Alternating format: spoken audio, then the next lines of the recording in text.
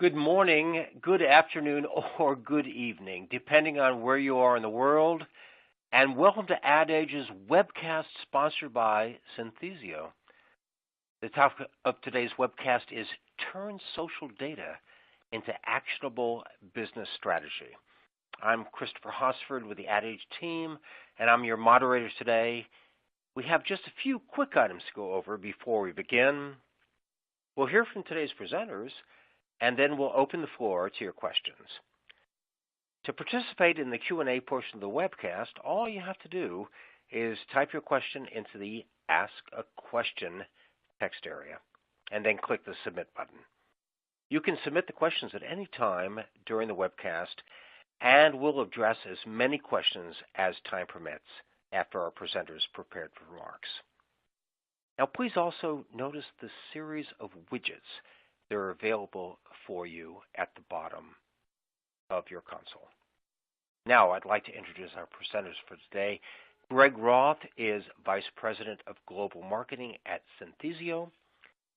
Greg is a pioneer in the social software as a service space, having spent the last 10 years educating brands and agencies on strategic best practices and the power of data-driven digital marketing. Greg provides strategy and execution across multiple facets of Synthesio's marketing machine while driving development of sales acceleration, product education, and digital content deliverables. And we also have Adam Blumenfeld, who is Director, Global Consumer Insights at Tom's Shoes, the one-for-one shoe company. Adam is a storyteller plus data therapist at Tom's. He oversees development, execution, and analysis of consumer research and insight projects, analyzing global shifts across fashion, technology, politics, and other industries. Thanks so much, folks, for presenting this. Greg, I believe you're up first, so take it away. Thank you very much, Christopher. So we're going to jump right into it right now because we have a lot of material to cover, and I want to make sure that we get to everything. So on today's agenda, we are going to be looking at trends, specifically holiday trends. But before we get into the trends, we need to talk a little bit about how I pulled the data, some of the methodology that I used in putting together this presentation, and then a little bit about the role that each social network plays in a trend life cycle. Then we'll get into the trends, and I'll talk a little bit about developing personas as a result of those trends, and then predicting trends into 2018 and beyond.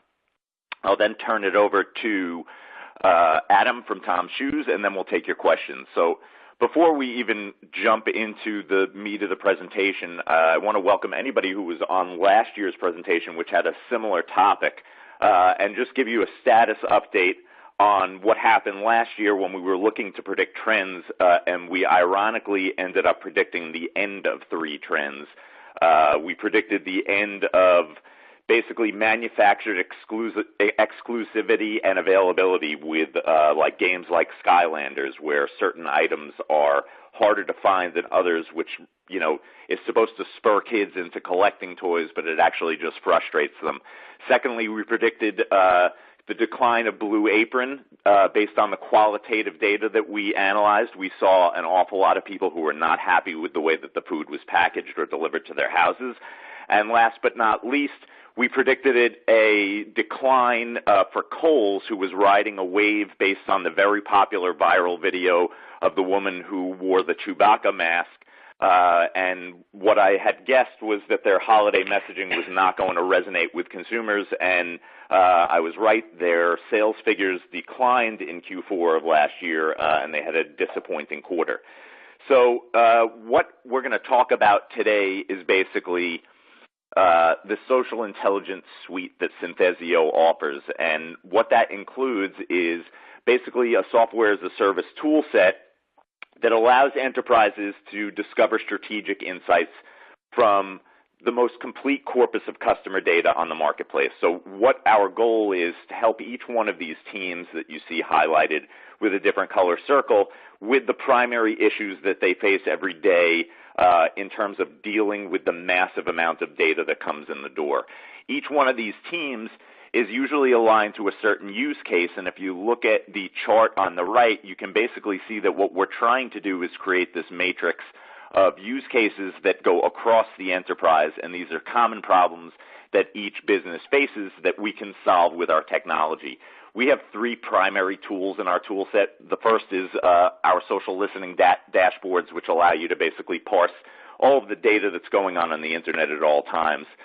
We also have a tool called Profiler, which allows you to analyze very specific audiences from Facebook, from your email campaigns, from your website visitors, and I'll talk a bit about that in more detail later. And then we also have a tool called Page Karma, which is an owned media tracker, so we can roll all these things up into a single suite. But today, what we're going to do is talk about one specific use case, and that's trend spotting. How do you uncover priceless details about your customers and their trending interests? So I'm going to talk about a methodology that I put together that you can basically deploy to try to spot trends, and this is based on leveraging the data that you have from existing trends. So we'll cover a few of the other use cases that were in the last slide in a little bit of detail, but today we're going to focus primarily on how do you find trends in social media. So moving to the next slide, I'm going to talk to you a bit about the roles that each social network plays in a trend life cycle. But before I show you the next slide, what I want to do is kind of set the stage. So one of the things that I've found in the years and years that I've had in working in social media is that the age of social networks basically correlates with the core user age. So the older the network gets, the kind of older the user base gets. And you can see this with the fact that Facebook has been around for a long time, not really cool amongst young people. They're always going to grab on to the next cool trend. So these social networks are basically trends in and of themselves that have turned mainstream, and they turn mainstream eventually as more and more people adopt. You know that these trends have turned mainstream the moment that your mother calls you and says, "Did you see what I posted on Facebook today?" Because you know that that basically means the end of that network being cool. So on the next slide here, you can see that each one of these networks becomes a cog in this trend development cycle. Now, it's not really a cycle. It's more of a Mobius strip because we don't have a beginning or an end, and it's not like a circle where you can mark like a beginning and end point on a circle or even on a line. This is something that's constantly ongoing, and each one of these networks can play duplicate roles in developing a trend. But when you look at them at their basic core, what you need to see is that each one of these networks meets humanity's most basic childhood needs. So we gravitate towards the one that syncs best with our most deep-seated psychological building blocks. When you look at them, you can see that Instagram is do as I do. It's an influencers network. Reddit is this is what I think. As a young child, you always want your parents, the people around you, to hear what you have to say. That's the same thing with Twitter. Listen to me. Listen to what I have to say. YouTube is the watch me network. Everybody has this innate desire to be watched that they've had since they were a child. And then Facebook is really sitting at the center of this Mobius strip as the what I like network. This is where you basically go to share with the people that you are most connected to on a personal level and not on an anonymous level like you would be on networks like Twitter or Reddit, or even for a certain extent for young people on Instagram with their Finsta profiles, their fake Instagram profiles.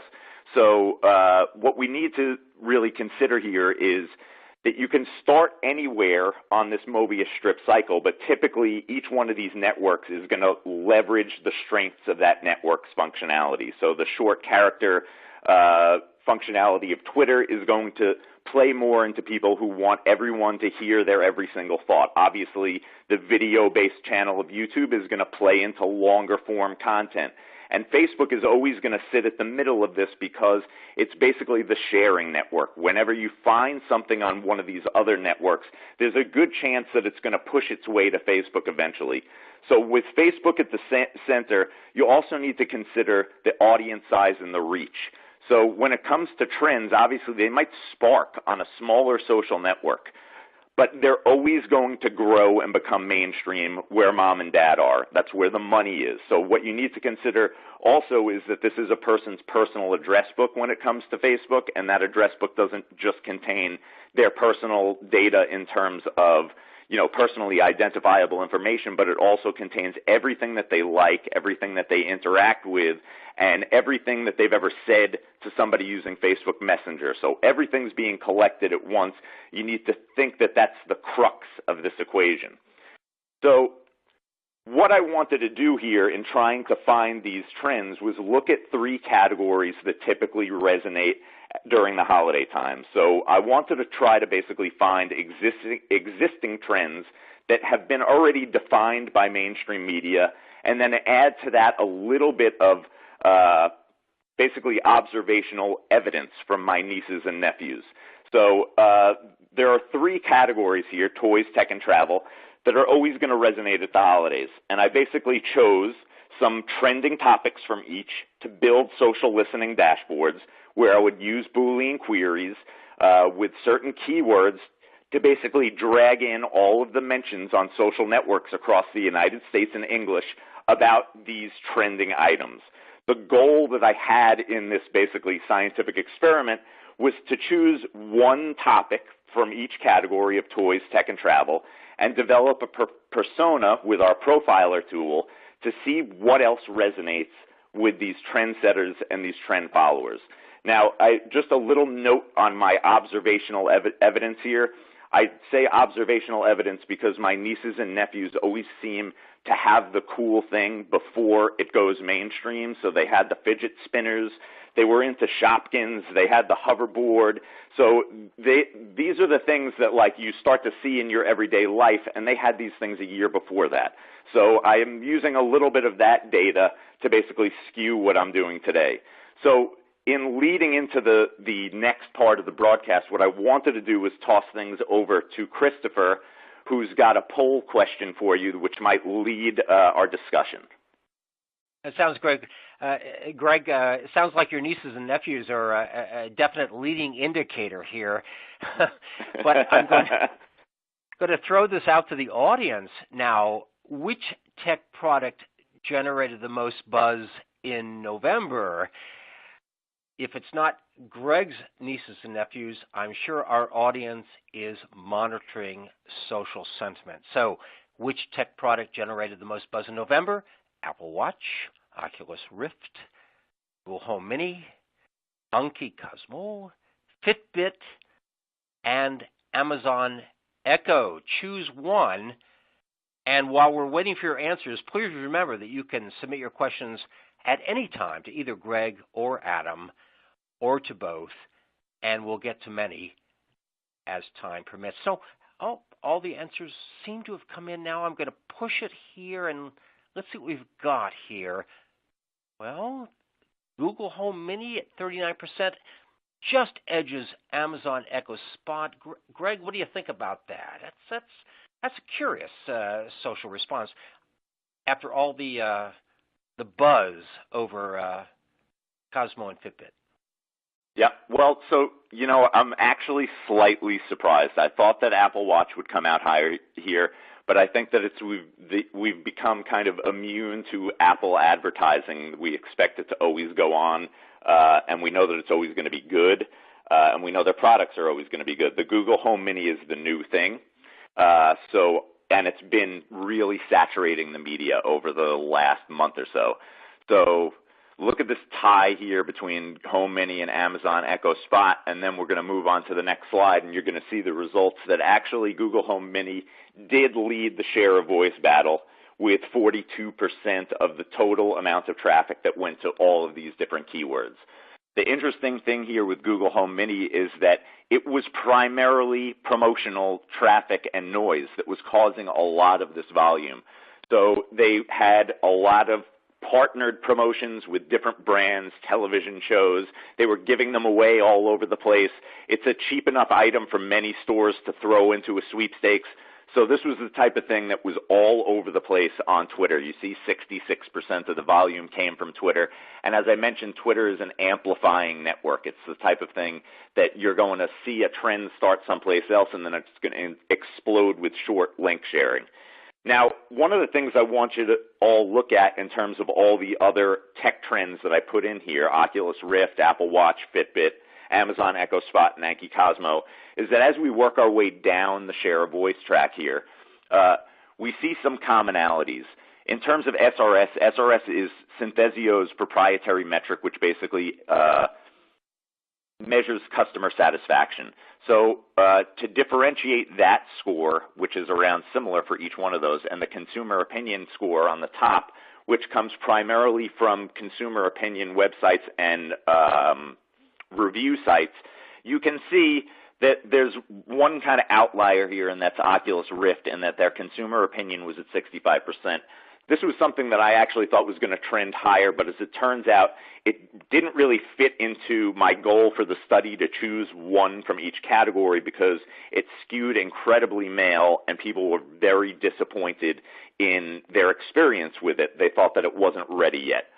And then I was basically able to factor out Fitbit, Amazon Echo Spot, and Anki Cosmo because they didn't really deliver the amount of volume that the other three did. So Fitbit is my big prediction here. It's going to be on the way down, and that's based on my analysis of the traffic around Apple Watch. Apple Watch Series 2 has made a big push towards women, and when we get later into the broadcast, you're going to see some surprising details around the traffic that went on around Apple Watch because it was my winner in the tech trends category.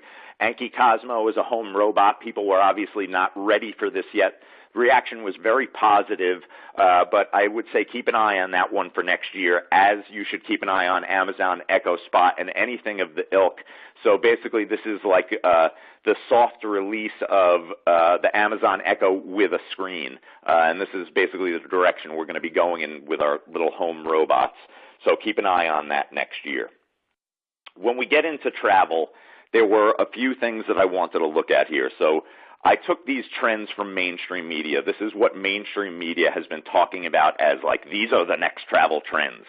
And I'm going to work my way from right to left here to show you that not only did I discount everything except for sustainable travel, because sustainable travel had 88% of the share of voice, but there were problems with some of the other ones. In terms of transformational travel, it was very low volume. Even though it looks like it was predominantly positive, most of the problems are that the traffic was on Twitter, and it was people complaining that you can't force transformation on someone on a vacation. Multi-generational travel, 97% positive, the clear winner there when it comes to how people are feeling, but don't forget people are posting their feelings here on Twitter and Facebook for their family to see. So I don't trust the multi-generational travel. I don't think it could be all that positive.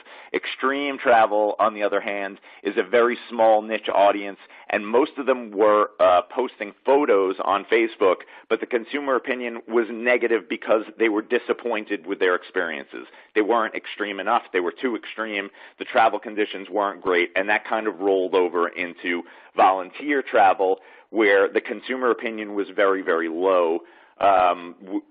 I got a picture here of a lot of young people who wanted to do something great and volunteer their time during their vacation, and they ended up being really, really unhappy with the travel conditions, the accommodations, and everything else around the experience so much that it impacted their overall experience. So I think that it was not what they were expecting.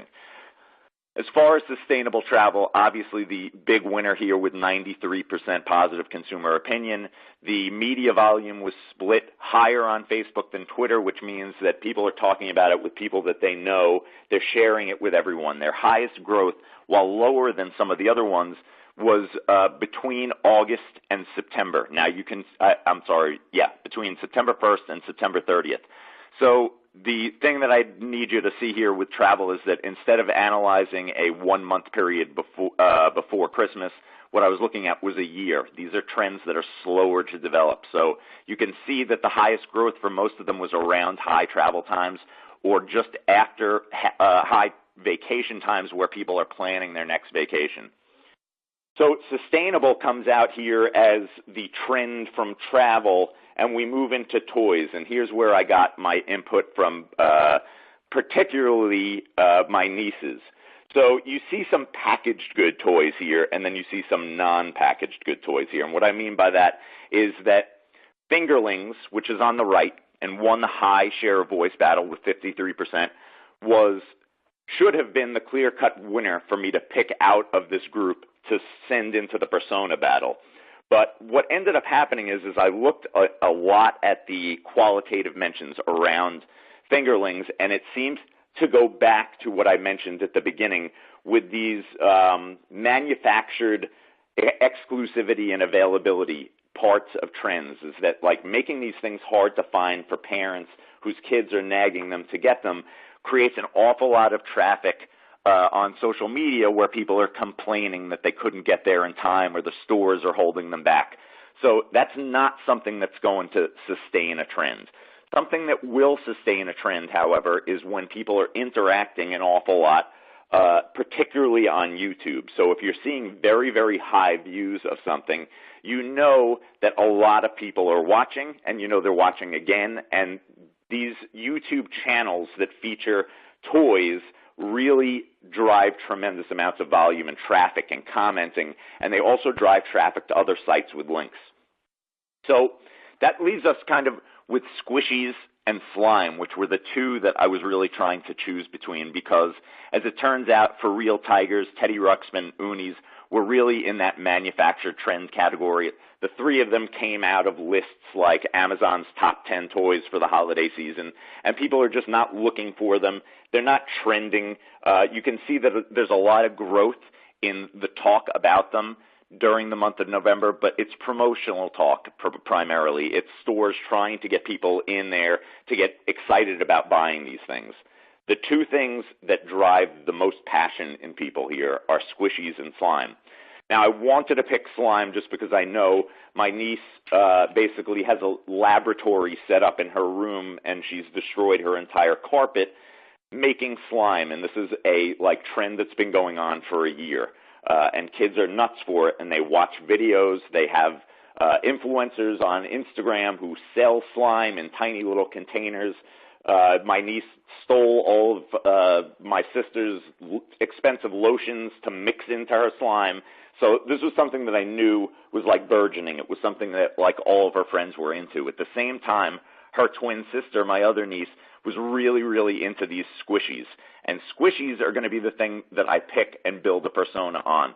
Not because the consumer opinions are 51% positive, but because there was an incredibly high amount of interactions.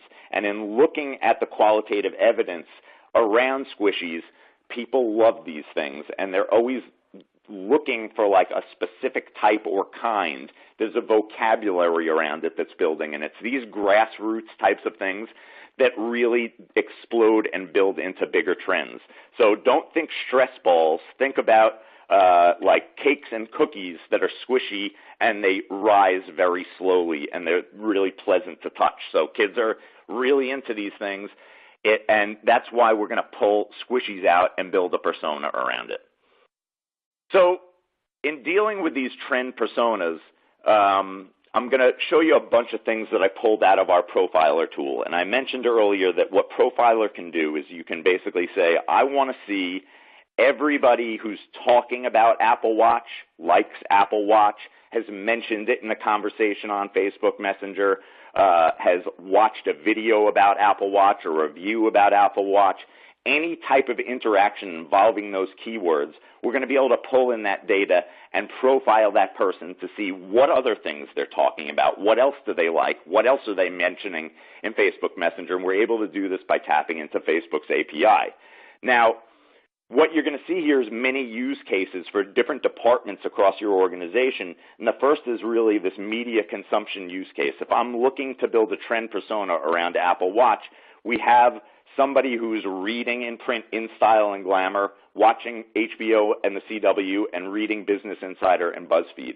Now, I'm building a persona, keep in mind, for each one of these people. So if you were advertising sustainable travel packages, this is where you would want to be advertising, is in these networks, because the persona that I'm building, this is what resonates with them. Same thing with squishies. You can see that it's skewing a little bit younger with Mad Magazine and Tumblr. But one of the things that is really, really starting to show here, even on this first slide, is that there are commonalities in each one of these personas. So that when we move on to the next slide, which is a poll, we're going to ask you a question that Christopher is going to shoot to you right now. All right, thanks a lot, Greg. Well, here's the poll once again, based on Greg's previous presentation. Yes? Yep. What brand? That's it. Yeah, what brand do teenage trendsetters have the highest affinity for? Well, assuming that there are not too many teenage trendsetters on the line today, this is a big guess, but here it goes. MAC Cosmetics, Diet Coke, oh yuck, Hot Topic, Starbucks? Well, I don't know about this, but this should be a short poll. But while you're answering, don't forget the series of widgets at the bottom of your screen for additional information. So just to let you know, what brand do teenage trendsetters have the highest affinity for? MAC Cosmetics, Diet Coke, Hot Topic, Starbucks. Here we go. What do you think? Check it out. Starbucks. What do you think, Greg? That is what I would have expected people to put in based on, my observational experience. But, in actuality, the one thing here that came in third place, Hot Topic, was the thing that resonates most with our Squishies persona, which is obviously our teenage trendsetter. So Hot Topic, a mall store that specializes in trendy things. So in working right to left here, you can start to see this picture of this teenage trendsetter persona who, is into cosmetics. She likes her snacks. She's also into kind of do-it-yourself and art type things. And she's into kind of, a little bit of off-the-beaten-path fashion.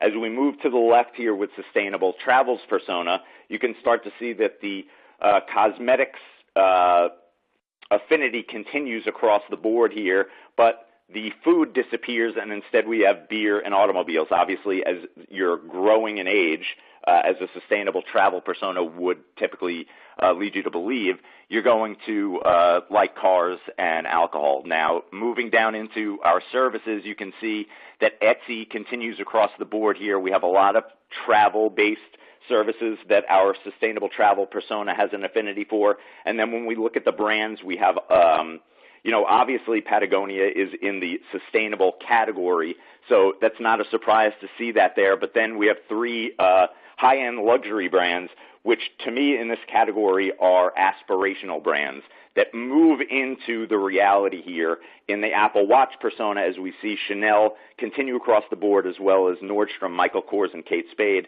We have a more luxury look on things here. And our Apple Watch persona is someone who's a early adopter of technology with Kickstarter.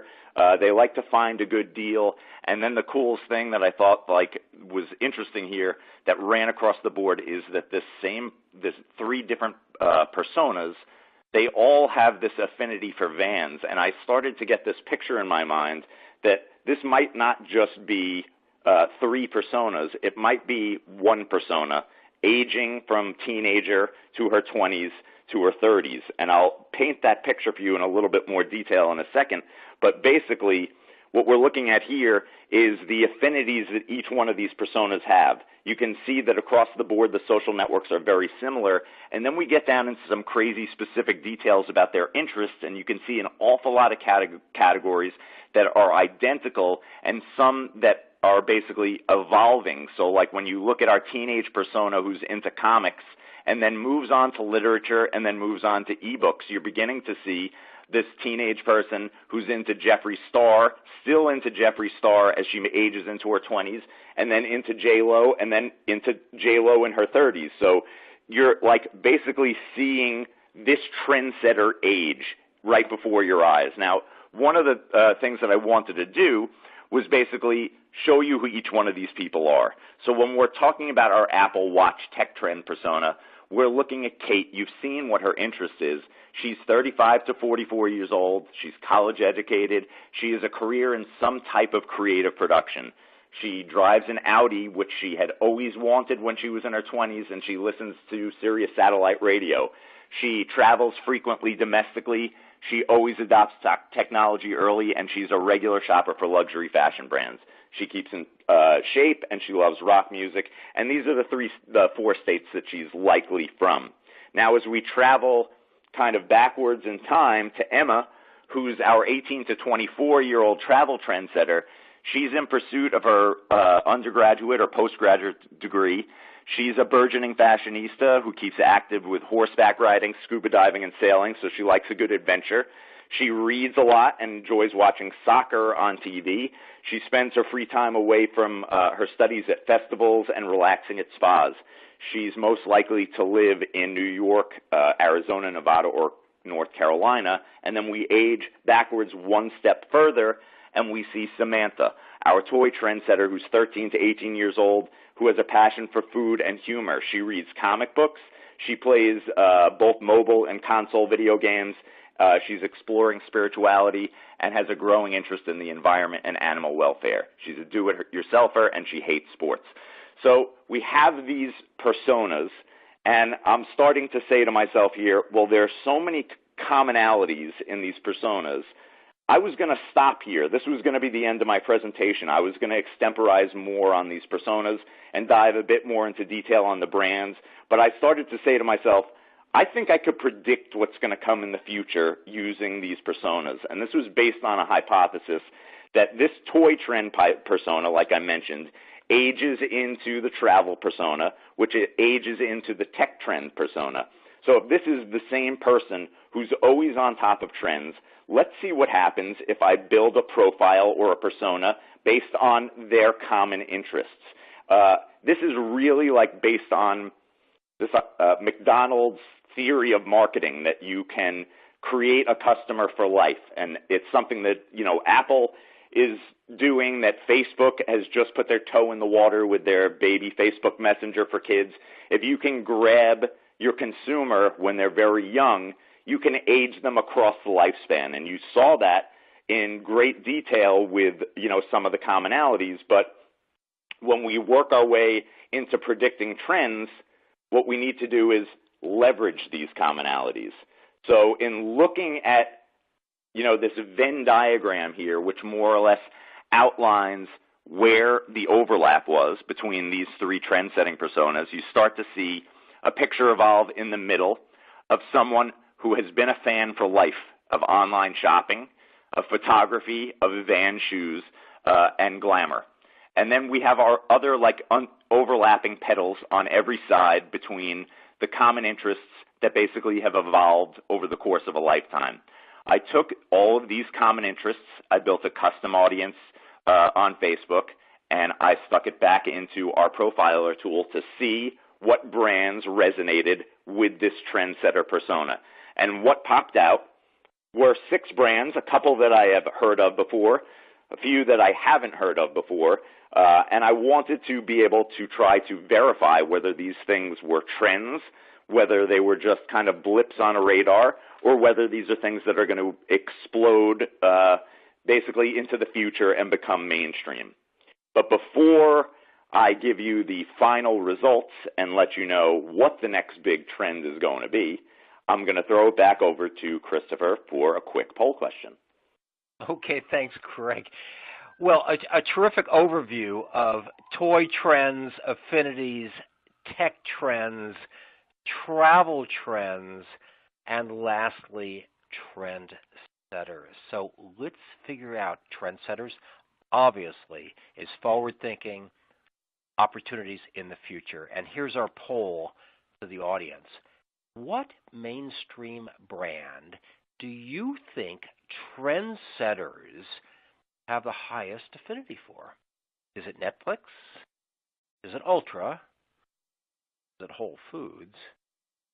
Or is it Airbnb? Now, while you're answering, please remember that everyone can keep those questions coming in. We've always got a number of great questions, but we could always use more. So in terms of trendsetters, what are they keying on? Netflix, Ultra, Whole Foods, or Airbnb? And let's check responses. Netflix, Airbnb, followed by Whole Foods and Ultra. Greg, what do you think? So this basically confirms my hypothesis that I'm getting old. So I would have I would have guessed Netflix too, but it shows just how out of touch I am with basically this teenage to early 20-something trendsetter, the millennial audience. Now, before I reveal the actual results here, I want to let you know that I polled around 10 different people over 30 about these brands that I showed on the last slide, and I asked them this question. They all said Netflix, and I'm going to tell you right now, it wasn't Netflix. It was Ulta. So the thing that all of us adults, professional people, think is the lowest resonant trend or the lowest resonant brand amongst these trendsetters, we were all wrong about that. And then in looking at this next slide here, you can see there was a clear-cut winner in this battle for who is going to be the next trend. And the winner here is Ipsy with 71% of the share of voice. The only other company here that even came close was Von. And if you haven't heard of these brands, I'll give you a quick little primer. So Ipsy, which has 71% of the share of voice, 72% of that volume is on Facebook. Huge growth between August and September of last year.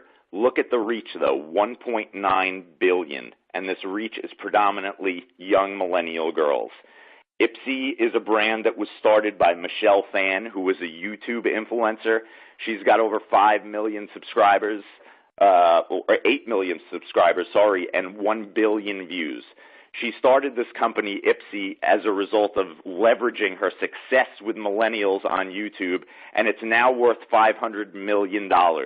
I had never heard of this company, and I'm completely 100% brand savvy.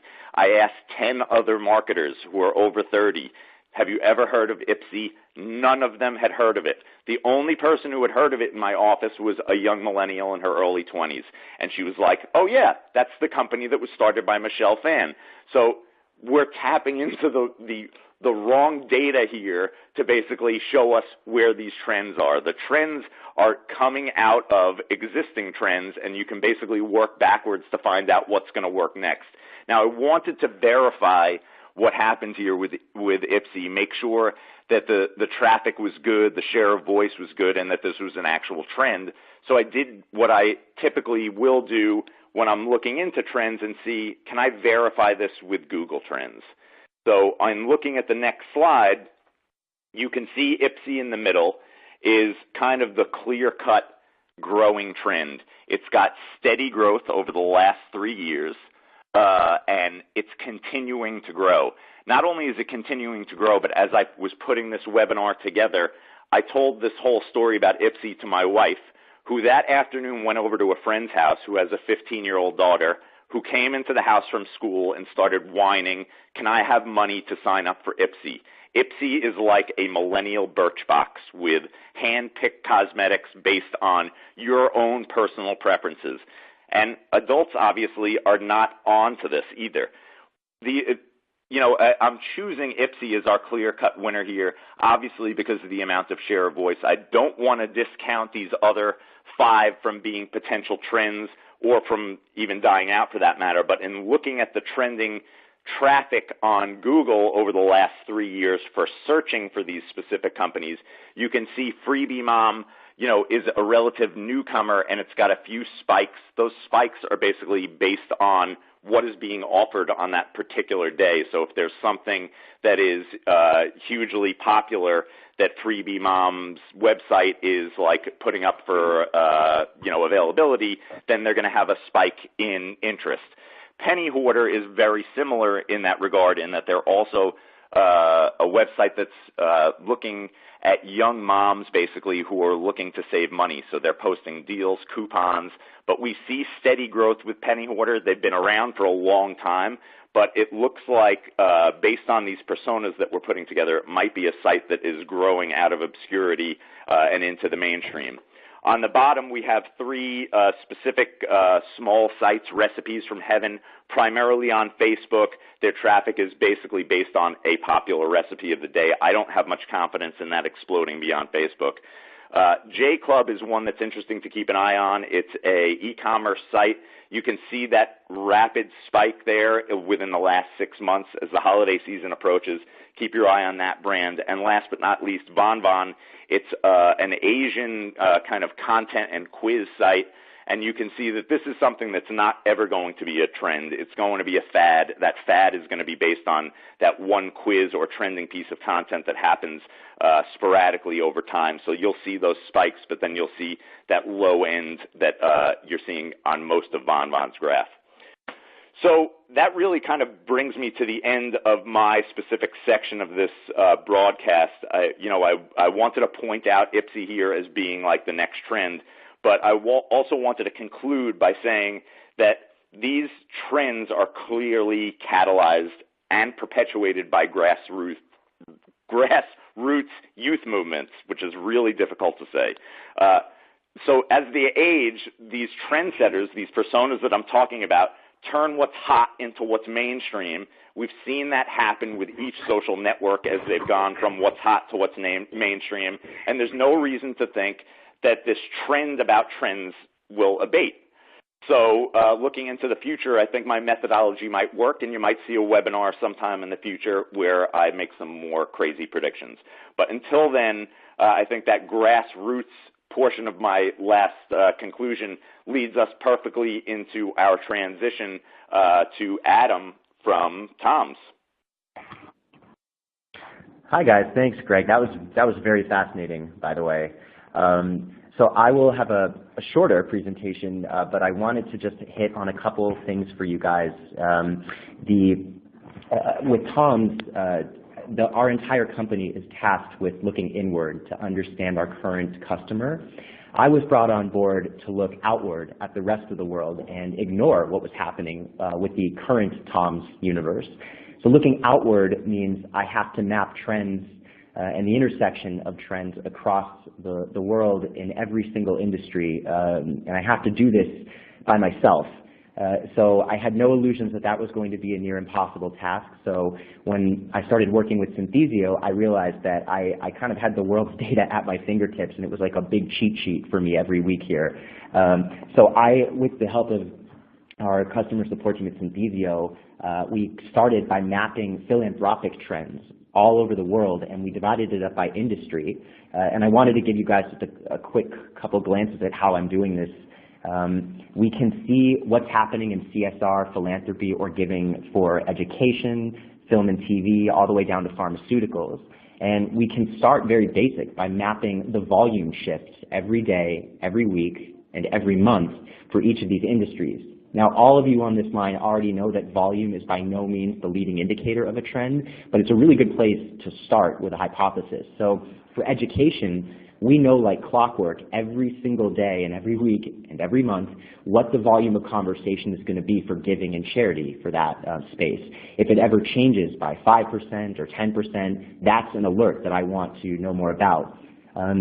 And we can drill in Synthesio, it's very easy to stay 60,000 feet up, but I, of course, could drill into the education sector and see who's driving the trend, the influencer responsible for it, the topic that's being amplified, and just as critical, the website that it's being amplified on. It's really easy to see that in Synthesio. But besides the heavy hitters in education, I can go to the other end of the spectrum where you see pharmaceuticals at the bottom. Sometimes the best stories come from the lowest amount of data.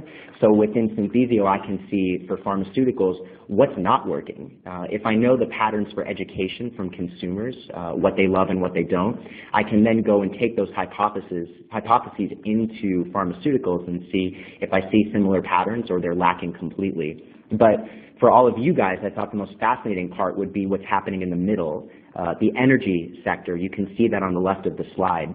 I've had a field day inside of Synthesio with the energy industry as it relates to giving.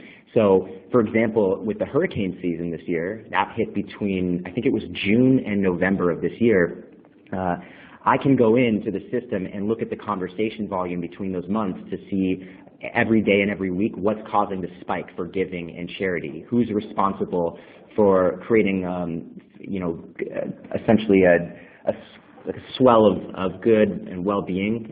Is it going to be coming from companies like the Red Cross? Is it coming from Kickstarters? Is it just coming from individuals trying to make a difference and help out communities in need? Or I can do something as simple as look up a person like Elon Musk, who, as everyone on this webinar knows, in October he announced that he could theoretically power all of Puerto Rico, their electrical grid, with solar.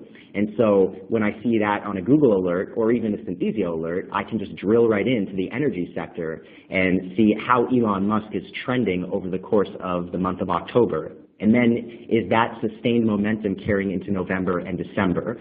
So that's just a long way of saying for philanthropic trends, we can back into the problem in a number of ways in Synthesio, which is always what I'm looking for in an analytics platform is a dozen different ways to attack the problem. And so that's just from a volume play. But if we go and look at the sentiment side of things, Synthesio has, as you guys probably know, social reputation scores, the SRS metric.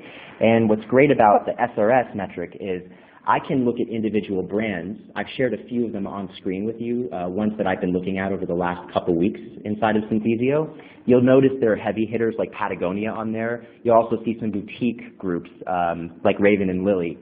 We're looking at all kinds of brands in here.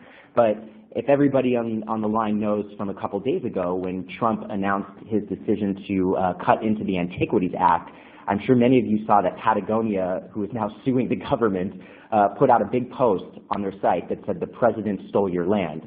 So when I saw that on Twitter, I could instinctively jump into Synthesio and see what does the consumer response look like. Do millennials, Gen Z, Xers, and Boomers, Democrats, Republicans, how do they respond to Patagonia planting their flag or putting their foot down?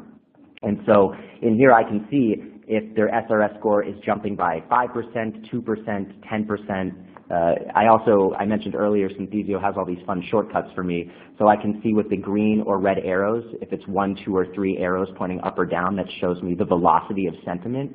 So instead of going through these 6 billion responses to Patagonia's tweet, I can just go in here and see at a high level what was the consumer reaction. So earlier I was saying that I'm tasked with looking outward at the whole world.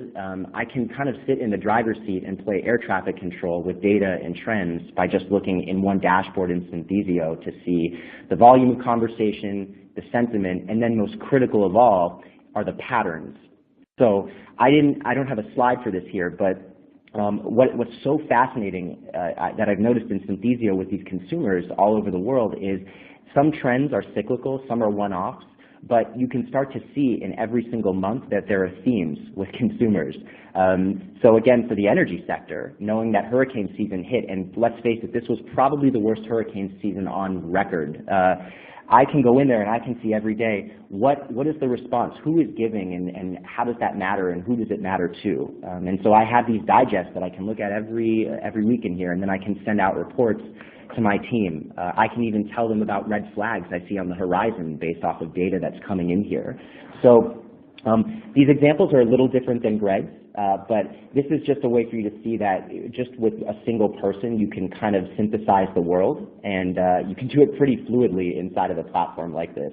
We're looking at tons of brands in here and a ton of different industries. This is just a sliver of that.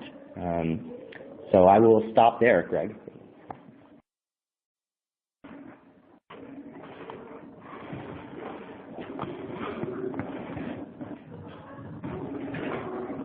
Adam, thanks so much. This is Chris again.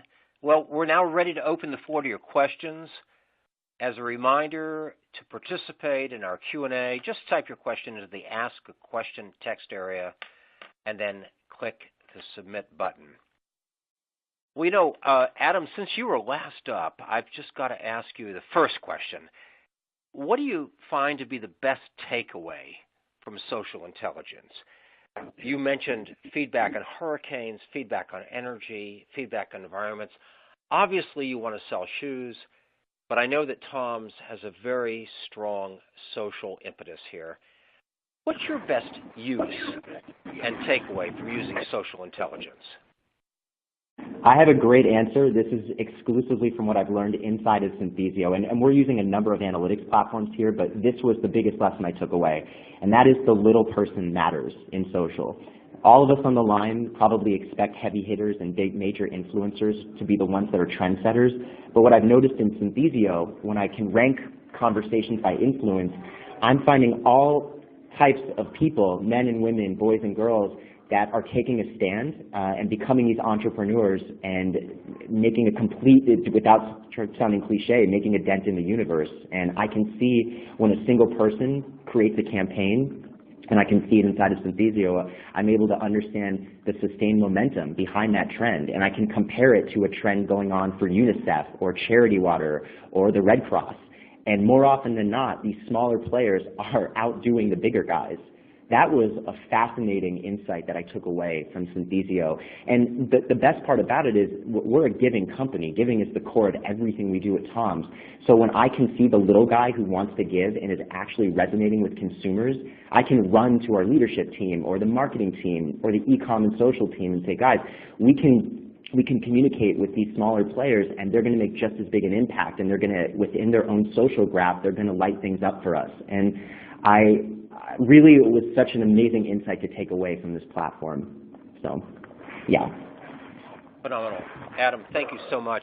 You know, Greg, one of our attendees asks specifically about the personas that are automatically generated from your technology. You know, clearly this needs to inform media and content planning. One of our attendees asks, where can I find more information about this? How do personas automatically generated from your technology be leveraged for media and content planning? Greg, any thoughts about that? Yeah, absolutely. You know, without getting too salesy here, you know, I mentioned earlier that we have this platform called Profiler that allows you to basically put in any topic or any behavior for that matter, any interest or affinity. You could even use your own email lists and upload those into your Facebook Business Manager or your own lists from website pixels from Facebook and analyze those audiences. In the particular case of what we did today, you know, I just chose 3 very broad-ranging topics that I knew were going to have a lot of activity on Facebook. So I went with, you know, the Apple Watch, the sustainable travel, the squishies. Now, I touched on this a little bit in building the personas, is that like every bit of data that comes out of our Profiler tool can be used to inform some type of marketing strategy. So, you know, I had our slide that showed the media and publishing preferences for each persona. Now, as you're building those personas and you're a marketer and you need to reach your specific audience where you know that your product resonates, you're going to want to know where are they watching TV? What are they reading? Because your ads are more likely to resonate in those places than they are when you just cast an incredibly wide net and you place ads everywhere. So obviously it leads into that. The same thing can be said about content planning in terms of what are the interests and affinities of your audience, what resonates with them. So a simple use case from one of our clients was they looked at the interests and affinities of their user base, the people within their email database, and they pulled out that they were very, very into cars and cats. They launched their next commercial as part of an advertising campaign that featured automobiles and cats. So it's very easy to basically pull these little bits of data and make a huge impact. And that kind of goes along with what Adam was saying, which really, resonated with me, that the best stories come from the lowest amounts of data or the littlest data pieces. That little guy, that little piece of data is really what can drive an incredible impact for your brand. So you don't have to go looking far for it with our Profiler tool because it basically spits out personas based on what you need, whether it's media planning, content planning, sponsorship help, and you'll be able to see what brands resonate with your audience. Got it. Now, one of our audience members asked about different channels, specifically Reddit, different than, let's say, the big four. Any thoughts about monitoring various social channels and which ones differ, which ones provide different feedback? Greg, your thoughts, and Adam, please jump in. Well, I would say from Greg, sorry, go ahead, Greg. Go ahead.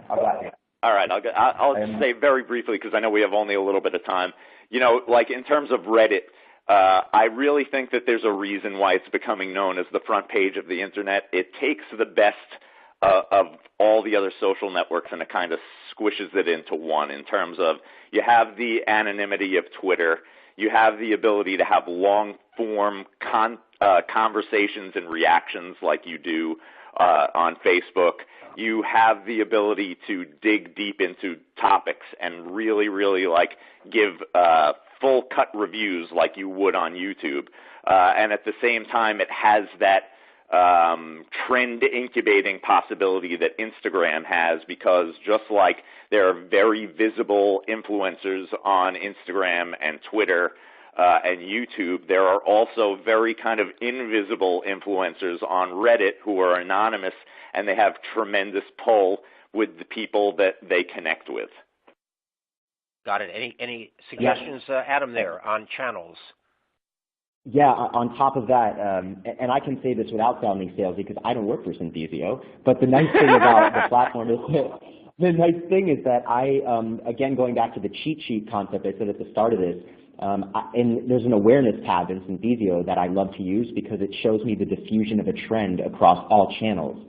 So for all the brands I'm tracking or all the industries I'm tracking, I can see if the trend is visual based, that's going to be my Instagrams. If it's going to be short form on Twitter, if it's long form on forums and blogs, or if it's a standard trend on Facebook. So I can actually watch the trend as it's playing out across all these eyeballs on different platforms moving at different speeds. So if it's Instagram heavy, I know that I need to spend more time looking at these visual trends, again, versus short form on Twitter, long form on blogs and forums. So it's just nice to be able to have that North Star that's guiding me in different directions because there are so many platforms. That's all I have to say. Absolutely. Well, thanks, Adam, and thanks, Greg. Well, we've reached the end of our time. If we didn't get to your question today, we'll do our best to follow up with you later. And meanwhile, please take a moment to answer our exit survey so we get an idea how we did today. Now, as a reminder, you can also view and listen to this presentation on demand using the same link you used to attend today, and you'll receive an email as soon as the archive is ready, so keep your eyes peeled on your inbox. Thanks so much for attending Ad Age's custom webcast, sponsored by Synthesio. On behalf of our guests, Greg Ross at Synthesio and Adam Blumenfeld at Tom's Shoes, have a great and prosperous day.